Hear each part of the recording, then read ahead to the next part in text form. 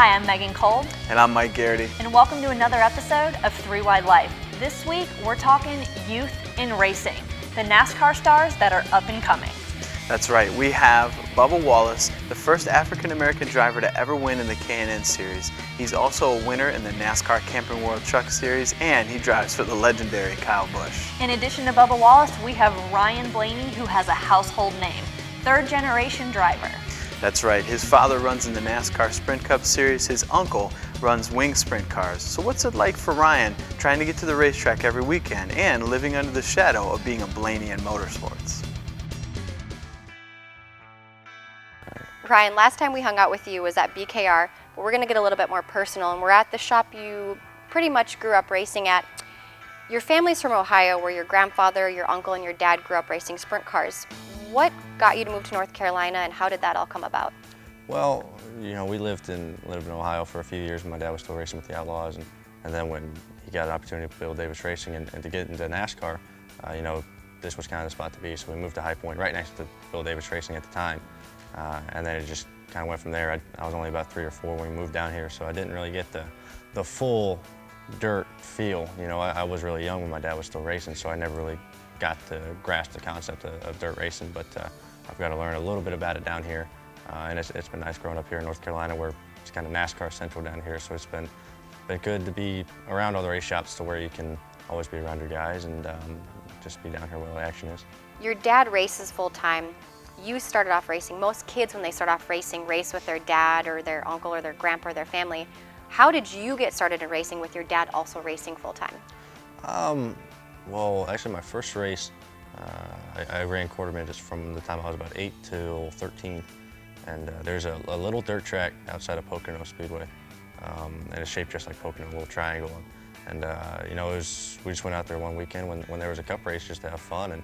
And from there you kind of get hooked from it. And then you just start growing from there. So, you know, it starts off being something fun to do on the weekends with your family and friends, and then as you grow and you start racing different things and bigger and faster cars, you know, you kind of develop a passion for it, and you want to keep pursuing it. So it was pretty difficult growing up when he was away a lot of the weekends, and I had to go off with my team and him not be there. But you know, now since I've kind of caught up, you know, it's been really nice having him at the racetrack at the same time I am. He's been one of the biggest supporters of me and the biggest help definitely at the racetrack. So I've been pretty fortunate to have him there always, and hopefully he'll be there for a long time. When did you know you wanted to be a race car driver? Like I said, till I was about 13, 14, it was really just something fun to do. And then when I made my first late model start when I was 14 years old, and we did so well, you know, that's when you really want to. That's when I really decided that this is what I want to do for a living, because it's your first, you know, full body stock car that you run, a super late model, and that's when you really kind of develop of the feel for the car and really like the bigger, faster cars and all that. So really after that was really when I decided I wanted to do this, you know, for a living and for the rest of my life. But it's still fun, you know. Don't get me wrong, but you know, there's a certain stage where you decide that you want to pursue it and kind of make it your goal to make it. Did you ever feel pressure that you had to race because your grandfather, your uncle, your dad raced? Did you feel like you had to, or could you play other sports, or is this something you just knew you wanted to do? I actually get that question a lot in different forms, but that pressure word always seems to come up in it, just because, you know, my grandpa and my uncle and dad do it. And I've never really seen it as pressure, more of an opportunity to kind of prove yourself that you can make it and be as good or if not better than them. So I never really felt any pressure growing up of racing is what I had to do. You know, I tried out other sports like basketball and baseball, and I was terrible at all of them. So racing was really the only thing I was good at, and really what I knew to do. So just you know, what I decided to do, and what really the only thing I was good at. Showing up being young, do you think respect is earned, or do you think you should automatically be given respect as a fellow driver with the older generation? You know, I've always, my dad taught me this, and I'm sure my grandfather taught him that too. You know, you gotta give respect to get it back. You know, and that's something that I've kind of always raced for and kind of always lived for. Where especially, like I said, when you're getting started out in a new series, you can't go in there and wreck a veteran and then automatically lost all the respect that you had coming into that series. So definitely the first year in 2012, I gave a lot of respect to everybody, everyone in the Truck Series, everyone in the Nationwide Series, and then you could see it kind of progress over to 2013. Guys started racing me with a little bit more respect, and you could see that really build throughout the year. So I like to think that I've given enough. You know, it's pretty nice to get back sometimes too, but I think that motto has served me pretty well, and I think that's the motto that a lot of the young kids have that are coming up into racing. What's it like being young in motorsports? What about being Ryan Blaney young in NASCAR? Is it hard to get respect from your competitors and to be taken seriously? What about friends who are competitors? Well, we asked Ryan just that to find out what's it like racing with your friends and what happens when you get into each other on the racetrack. There's a lot of younger guys coming up in the sport of NASCAR right now, and you happen to be friends with some of them. Example, Bubba Wallace. You know, we see you guys hang out a lot. How is that balancing a friendship yet being a fellow competitor? It's tough. You know, I grew up racing with Daryl ever since I was really young. You know, I want to say about 10 years old, and we raced Blaney and legend cars against each other, and we kind of separated a little bit when I did super late models and he did late model stocks, and then it's pretty cool to see us merge back together in the K&N and Truck Series, and it's really cool to have friends on the racetrack that you can kind of have a competitive side with, and you know they're going to give you respect. But on the bad side of that, they want to beat you the most. And that's when a lot of sticky situations come about. But so yeah, it's really hard to balance it. So you got to know when to have a relationship off the racetrack and when to say, hey, I got to do a job and beat this guy. There's been some situations this year where me and Daryl have got together, and we've always not been the best of friends this year. But we've worked through that, and that's what you have to do if you're going to try to have a relationship in racing. When you gotta try to go out and beat the guy every single week. So, it's cool to see all the childhood friends you grew up with racing, kind of on their way to making it. Like I said, Daryl, Jeb, raced with Chase Elliott a lot back in the day. So, it's cool to see all of them have a pretty good home and be really successful in the Truck Series. Ryan, you're 19 years old, and I've known you for a while personally, and I've seen you do a lot of on-camera interviews. You're extremely mature for your age. Do you think growing up more in the spotlight than your average teenager has had that impact on you to be more mature? I'd say so. There's a time to be serious, and you have a job to do, and a lot of this sport nowadays is media stuff, and you can't be looking like a fool on camera. So I think your average 19-year-old is a little bit more outgoing than me, but I've always been kind of the quiet type, and my dad's the same way. So we know we just have a job to do on the racetrack, and really that's all we care about. So I think it definitely comes to account of being a little bit more mature for my age to know that you have a job to do and you have to look professional nowadays. Especially with the race team I'm at, that's their big thing is being professional at the racetrack, on and off the racetrack. So and I think that's really helped me in meeting people and having people take me seriously. Not a lot of people, higher ups will take 19-year-olds very seriously. And I think, being with Penske Racing and being really just involved in NASCAR has really helped me to be able to act mature at times, to be able to really relate to the higher ups that you meet in NASCAR. You made the comment about social media, which is huge for our sport, from Twitter to Facebook to Instagram. Are you very mindful of what you post, what you do, knowing that there's people out there that will talk about you or make comments about stuff that you say? Yeah, you definitely got to be really careful about it nowadays. It's pretty funny to see how much it's grown over the past year. You used to be able to say something on Twitter a year ago and it not really have that big of an impact, but now you say one little thing that isn't even too bad, and you just get a whole bunch of negative comments, and you'll always have people that have something negative to say to whatever it is. It can be a congratulations to Jimmy Johnson on winning a 6th championship, and you'll have people bashing you for that. So you just gotta be really careful what you say. And I've always said, if you have to think about it before you tweet it, you shouldn't tweet Smart. it. So that's saved me a couple times. I'd like to think, but I think it's pretty cool how big social media has got, and it really kind of gives the fans an insight of what an everyday life is as a driver, and kind of gives them a really big insight of what our sport's all about. So we know you like racing, But besides racing, what else do you like to do for fun as a 19-year-old? You know, in the off season, that's really when you gotta find stuff to do. You know, you can go to the race shop as much as you want, but you eventually get really bored.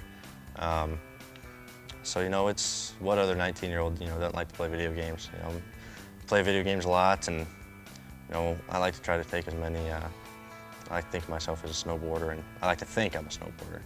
I like to take a few trips, you know, to the mountains every year, and I've always thought that, you know, taking personal trips to places are better than personal possessions. So I like to try to, you know, go places and experience different stuff rather than, you know, buy an Xbox One or something like that. Not to say I don't play it a lot, but you know, it's just, it kind of seems more special when you can go someplace that you're only gonna probably only go once. So I like to try to take as many trips as I can in the off season, but you know, it's still, you're still pretty busy just going testing and trying to make yourself better for next year. That's a neat philosophy to have. I like that.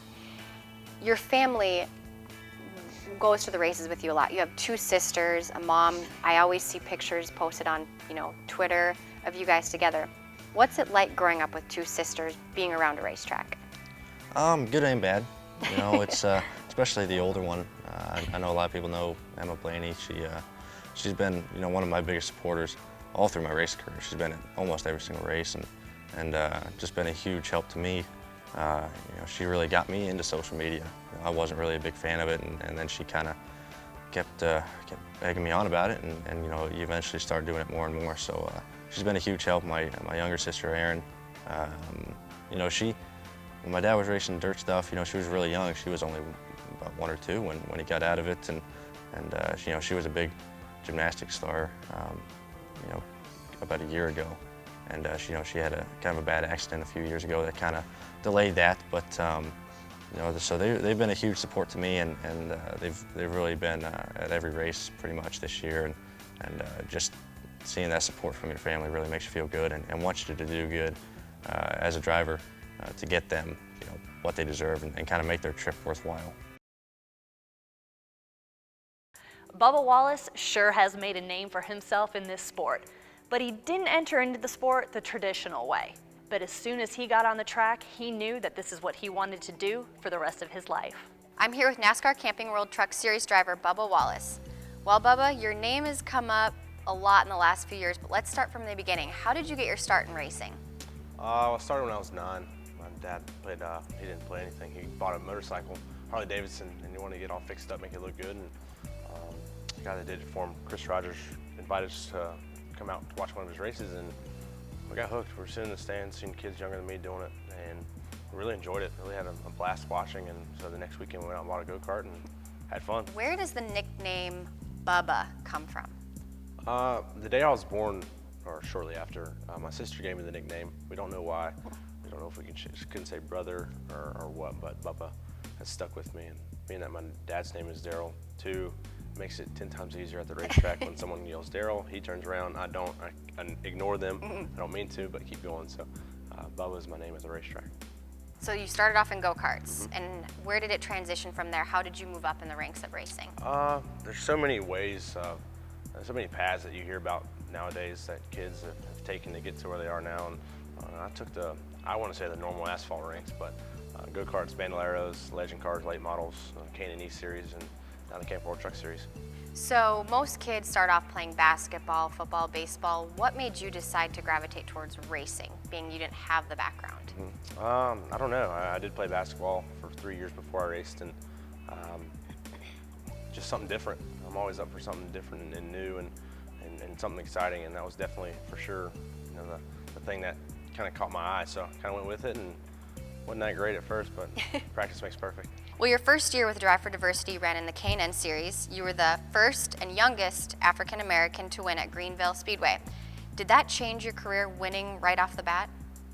Yeah, I'd say so. I definitely let people know who I was right off the bat, and let them know I was there to win and there for the long shot. So we had a great year then. 2010 was a lot of fun, a lot of learning, you know, going to new places, and Greenville became my favorite track after that race, and just a lot of fun in that series. I love running the East Series and wish I could do a little bit more, but the schedule now gives you a little bit of time, but you go to some tracks that are kind of far away, and and I'm just starting out, so I don't have any money just to go buy a ride. So it's a lot of stuff that goes into it, but definitely had 2 great years with Revolution, 2010, 2011, and also another one in 2012 with JGR. So you ran the Drive for Diversity, then you went back to JGR. How did that all work? Yeah, we spent 2 years with Revolution, the diversity program, and then we wanted to go in-house last year with JGR and get a few nationwide races. So I think Max Gresham was there before, and he was on his way out. So we kind of took over the East spot for that year, and had some up and down races. Got a win at Greenville again, and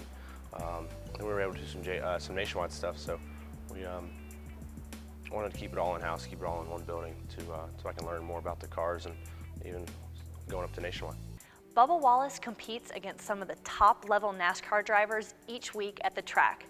So what's it like having Kyle Busch be one of his toughest competitors and also his boss? Kyle Busch is an incredibly talented race car driver, and he's also young and worked his way up through the ranks being very young. How much advice does he give you, and how much is he involved with the daily operations of your race team? A lot. He's been, he's really wanting to make this program better, and I respect that. And Kyle wants to win in everything he climbs in, so I can also respect that too, because so do I. And going up against him, it's a long shot, but you can never, put your head down when he's in a race. You can always learn from it and keep your head up and see what he does. I remember at Kansas last year, and he got in a wreck right there at the beginning, and I looked back to see where he was. He was at least 10 rows back.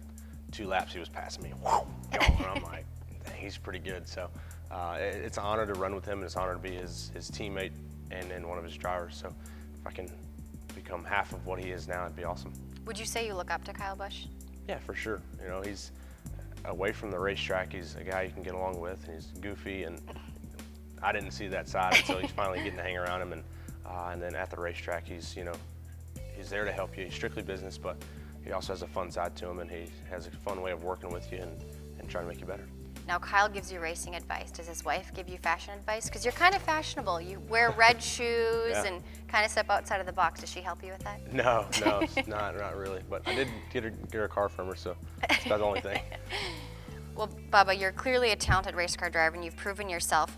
But do you ever feel people think you're given an advantage because of your ethnicity or your diversity in racing? I'd say that. A lot of people probably think that, but it's hard to to say that. Yeah, that's true when you got 100+ trophies in your trophy room and a nice clock from Martinsville. So that wasn't given to me. I had to earn that from Denny being in a race, Ty Dillon there at the end, and that last restart. So given, I wouldn't say that's the word for it. How do you personally deal with the controversy of being an African American in this sport? I'd say it's played out there a lot, and it kind of can be overplayed for sure. But also you got to look at it. There's nobody there, and the win was definitely pushed out a lot, and it's still being pushed out there, and still talking about it to this day. And I think you look at it now, and that's the right thing to do, because there's no one there. There's no other African Americans, where I'm at right now. So. Kyle Larson he's not African American, but he's diverse, and he's already in the cup level. So it's African American trying to break through. It's huge. So you can hear about it in articles, and a lot of people say it doesn't matter what color he is. It doesn't. You can't see what color I am once I close the shield on my helmet. But once I do climb out of the car and you do see I'm African American, then you're like, wow, that's only the second one in 50 years. So you got to play it up some. What advice would you give to young, minority African Americans, whatever, maybe females growing up in the sport, to get to where you are? Don't let anything hold you back. I've been through a lot of hard stuff, but I was too young to really understand it all. And now I look on it and think that was ridiculous of how people wanted to treat me, and I use that as motivation. So I suggest the younger ones do the same, and just go out there and have the passion to win and drive. Over the past few years, we've seen the NASCAR genre scene change a bit. You became the first African American since Wendell Scott in 1963 to win a NASCAR race. Do you feel that in 10 years, your name is going to go down in the history books as someone who's changed this sport? And that'd be really cool. And my ultimate goal was to make it to Hall of Fame. Aside from winning championships, I definitely want to do that. But Hall of Fame is at the top of the list right now. So in 10 years, reading about that, that'd be pretty cool. When all is said and done, and say 50 years, whatever it may be from now, and you're a retired NASCAR driver, what do you want to look back on your career and have accomplished? I'm even alive to just look back then. 50 years is a long way down the road, but you know, definitely some championships, and just know that I didn't leave anything out there. You know, I left it all, brought it all to the table, and then gave it my all. And if, you know, if we didn't come up with any championships, I'll make it to the Hall of Fame. I know I still had fun. Well, Daryl, we want to thank you and everybody at Kyle Busch Motorsports for having us, and we wish you all the best of luck with your future in the sport. Thank you. Thanks for tuning in to another episode of 3 Wide Life, and a special thanks to Bubba Wallace and Ryan Blaney for letting us learn a little bit more about their careers. Like always, make sure you're checking in on our Facebook, Twitter, Instagram, and our website. We are constantly updating with cool behind the scenes and in the garage content. And until your next race, keep living the 3 Wide Life.